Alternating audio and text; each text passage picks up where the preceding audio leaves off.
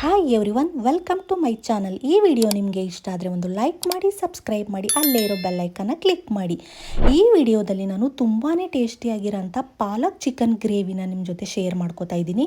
ನೋಡಿ, ಈ ಪಾಲಕ್ ಚಿಕನ್ ಗ್ರೇವಿಗೆ 1 ಕಟ್ಟಷ್ಟು ಪಾಲಕ್ ಸೊಪ್ಪನ್ನ ನೀಟಾಗಿ ತೊಳೆದಿಟ್ಕೊಂಡು ಅದಕ್ಕೆ ಒಂದು 6ರಿಂದ 7 ಹಸಿರು ಮೆಣಸಿನ್ಕಾಯಿನ ಹಾಕ್ಕೊಂಡು ಅಲ್ಲಿ ಅದನ್ನು ಬೇಯೋದಕ್ಕೆ ಇಟ್ಟಿದ್ದೀನಿ. ನಂತರ ಇಲ್ಲಿ ನಾನು ಮಿಕ್ಸರ್ ಜಾರ್ಗೆ 1 ದಪ್ಪ ಗಾತ್ರದ ಈರುಳ್ಳಿ, ಒಂದು 6 ಲವಂಗ, ಒಂದು 2 ಇಂಚಷ್ಟು ಶುಂಠಿ ಮತ್ತು 1 ಏಲಕ್ಕಿ, ಜಾಪತ್ರೆ, ಜಾಕಾಯಿ, ಸ್ಟಾರ್ ಹೂವು, ಮರಾಠಿ ಮೊಗ್ಗು ಮತ್ತು ಕಲ್ಲುವು, 1-2 ಟೇಬಲ್ ಸ್ಪೂನಷ್ಟು ಕಾಯಿ ತುರಿ. ನಾನು ಇದನ್ನು ರೊಟ್ಟಿಗೆ ಕಾಂಬಿನೇಷನ್ ಆಗಿ ಮಾಡ್ತಾ ಇರೋದ್ರಿಂದ ಗ್ರೇವಿ ಬೇಕು ಅಂತ ಸ್ವಲ್ಪ ಕಾಯಿ ತುರಿನ ಯೂಸ್ ಮಾಡಿದ್ದೀನಿ.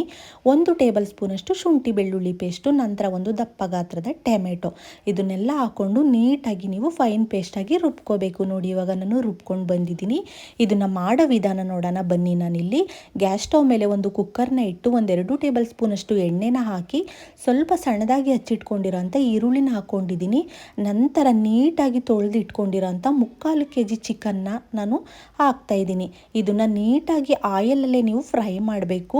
ಅದಕ್ಕೆ ಸ್ವಲ್ಪ ಚಿಕನ್ಗೆ ಹಿಡಿಯೋದಕ್ಕೆ ಅಂತ ಸ್ವಲ್ಪ ಅಲ್ಲೇ ಉಪ್ಪನ್ನ ಹಾಕ್ಕೊಂಡು ನೀವು ಅದರಲ್ಲಿರೋ ನೀರಿನ ಅಂಶ ಕಂಪ್ಲೀಟಾಗಿ ಅದು ಡ್ರೈ ಆಗಬೇಕು. ಅಲ್ಲಿವರೆಗೂ ನೀವು ನೀಟಾಗಿ ಚಿಕನ್ನ ಫ್ರೈ ಮಾಡ್ಕೋಬೇಕು. ಒಂದು 30-40% ಚಿಕನ್ ಇಲ್ಲೇ ಬೆಂದೋಗಬೇಕು. ನೋಡಿ, ಇವಾಗ ನಾನು ತೋರಿಸ್ತೀನಿ.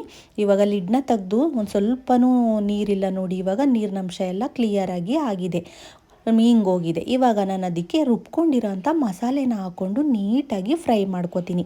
ಈ ಮಸಾಲೆನ ನಾವು ಮೊದಲೇ ಹುರಿದು ರುಬ್ಬದೇ ಇರೋದ್ರಿಂದ ನಾವೇನು ಮಾಡಬೇಕು, ಈ ಮಸಾಲೆ ಎಲ್ಲ ಇಲ್ಲೇ ಎಣ್ಣೆನಲ್ಲೇ ನೀಟಾಗಿ ಫ್ರೈ ಆಗಬೇಕು.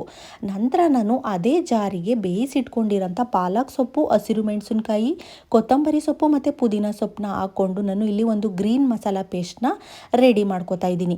ನೀವು ಯಾವಾಗಲೂ ಪಾಲಕ್ ಸೊಪ್ಪನ್ನ ಯೂಸ್ ಮಾಡೋದಕ್ಕಿಂತ ಮುಂಚೆ ನೀಟಾಗಿ ಬೇಯಿಸ್ಕೊಂಡೇ ಮಾಡಿ, ಯಾಕಂದರೆ ಇಲ್ಲಾಂದರೆ ಒಗ್ಗೊಗ್ರು ಬಂದ್ಬಿಡುತ್ತೆ.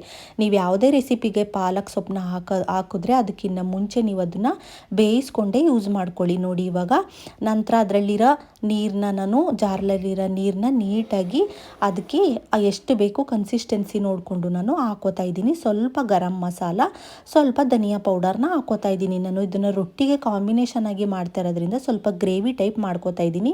ನೀವು ಡ್ರೈ ಬೇಕು ಅಂದರೆ ಡ್ರೈ ಮಾಡ್ಕೋಬೋದು.